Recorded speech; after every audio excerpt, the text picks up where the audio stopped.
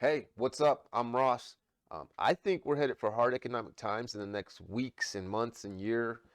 Um, I think joblessness is going to go up and unemployment is going to go up as well. Um, and it looks like, at least according to this article, there's a lot of CEOs that are thinking the same way. One of the key findings I got out of this article, though, was remote workers may be some of the first to be let go if there are layoffs in some of these companies. At least that's what some of the CEOs said. There was a survey done. So, at any rate, let's get into this article and see what it says. Over 50% of CEOs say they're considering cutting jobs over the next 6 months, and remote workers may be the first to go. Microsoft researchers recently warned of productivity paranoia among managers about their hybrid workforce. Productivity paranoia. I mean that that's a crazy thing to call it. Not crazy, I guess, if they're being paranoid, but imagine being a remote worker and they think you're not as productive just because you're not there in person. Alarm sirens from the C-suite about a looming recession are gaining volume in America and elsewhere, but calls back to the office for full-time work are a lot softer.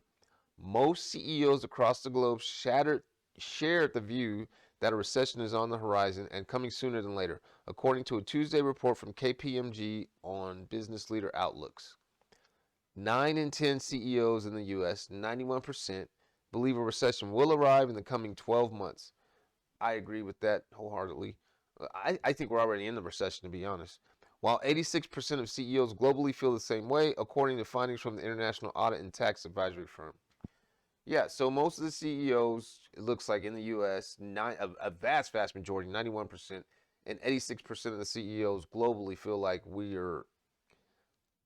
a recession will arrive in the coming 12 months. So I don't know if that includes any of these CEOs that think we're already in a recession.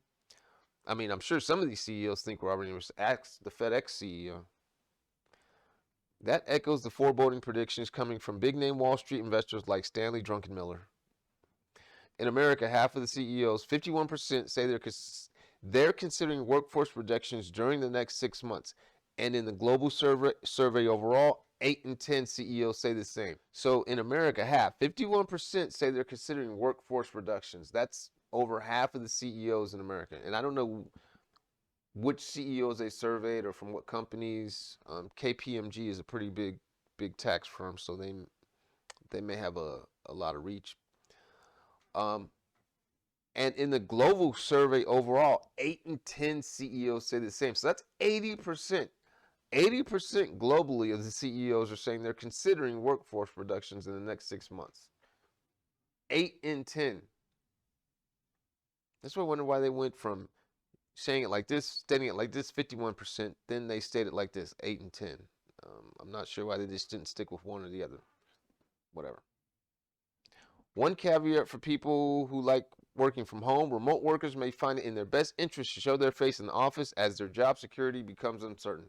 I would definitely agree. It's always good to try to build a rapport in person if you can. It is likely and or extremely likely that remote workers will be laid off first, according to a majority 60% of 3,000 managers polled by Beautiful AI, a presentation software provider. Another 20% were undecided, and the remaining 20% said it wasn't likely.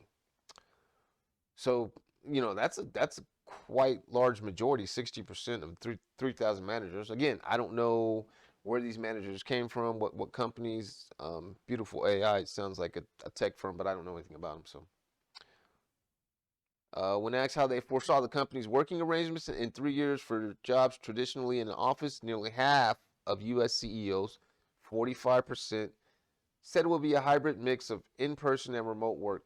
One third, 34%, said the jobs would still be in office, and 20% said it was fully remote. So I don't think remote work is going away, but I do think if you're remote, especially depending on the environment. So let's just say your whole team or even your whole company is built around a remote workforce, then you're not as in danger as maybe your whole team is in person and maybe you're part of the 3, 4, 5% of people that are remote. In that situation, yeah, because you're the odd person out. yeah, your job may be in jeopardy before somebody who's in the office. CEOs across the globe sounded more keen on in-person work. Two-thirds, 65% said in-office work was the ideal, while 28% said hybrid would be the way, and 7% said it would be fully remote. The global findings pulled from U.S. business leaders, but also from CEOs in Australia, Canada, China, India, Japan, and certain European Union countries and the United Kingdom. Workers feel emboldened. It's difficult to know why the global numbers are so different from the U.S., and they are very different, Paul Knopp, KPMG U.S. Chair and CEO, told MarketWatch. In the U.S., we certainly have a hybrid environment as our predominant model going forward for the future. The tight job market is one reason for the hybrid work dynamic, Kopp noted, but so are the fresh memories in recent years highlighting just how much companies need their employees, he said. The slew of initial layoffs to deal with the short, sharp recession during COVID 19's early stages soon morphed into attempts to staff up. Many workers weighed career choices and saw the job market subtly tip in their favor. Employers in the U.S. very much recognize people as their greatest asset, Kopp said, adding so employees are receiving a bit more agency about where they work in the future. And I think that's a good thing. I think if you can still be productive from a remote environment, I think that that's a win-win for everybody. Uh, Other research suggests there's no full-time torrent of workers back to the office. Through late September, average office occupancy across 10 major cities remained below 50%, according to the security technology provider Castle Systems. I just thought of something too, also, and I know this kind of goes in with the story, but working remote also makes it easier for them to lay you off, right? You're not in the office, you're not there in their face, so they can just remove your access, and that can be that. They don't have to worry about you being physically on the scene. So the swipe data showed a rise in recent weeks to roughly 47%, with Tuesday and Wednesday typically being the busiest office days. Yeah. Sounds about right. Like if you go in the office 2 or 3 days a week, you want to be a Tuesday, Wednesday, right, and then smack dab in the middle of the week. Probably want your Fridays remote. Probably want your Mondays remote. For being honest,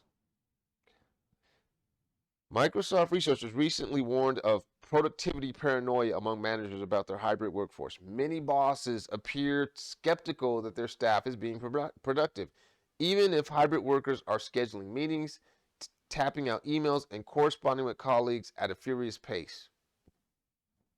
I mean, I just kind of think that's old school thing. Like, why? If the person is getting the job done, why is it a problem to think that? I mean, I guess that goes to lack of trust, right?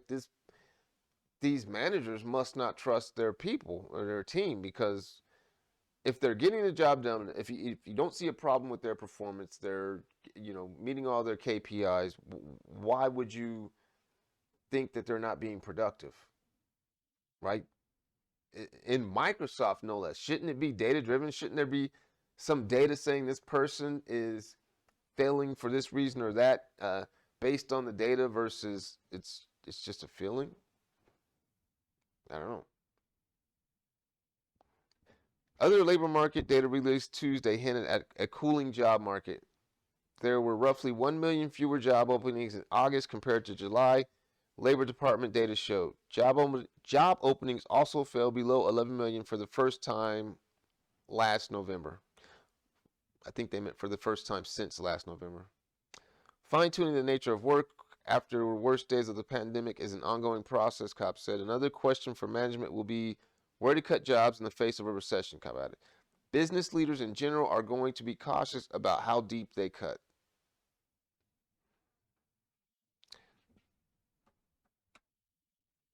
Yeah, so definitely something to be thinking of if you're a remote worker, especially if you're a remote worker and the rest of your team is in the office or in a physical location. You may think about trying to be there physically.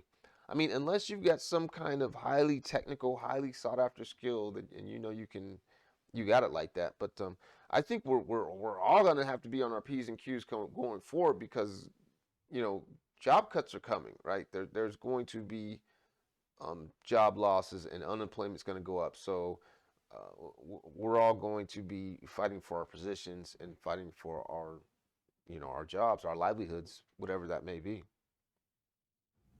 Once again, my name's Ross. If you got any value out of this video, please consider hitting the like button or maybe subscribe. It doesn't cost you anything, but it helps me out immensely. Thank you. Peace.